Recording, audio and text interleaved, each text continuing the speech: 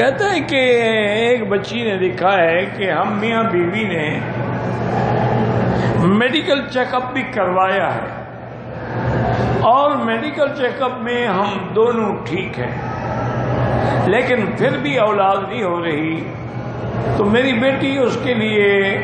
ایک تو جو قرآن میں دعائیں ہیں نا پیغمبروں نے کی ہیں،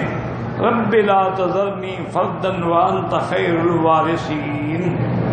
اسی طرح رب ہب لی من لدنک ذریۃ طیبہ انک سمیع الدعاء،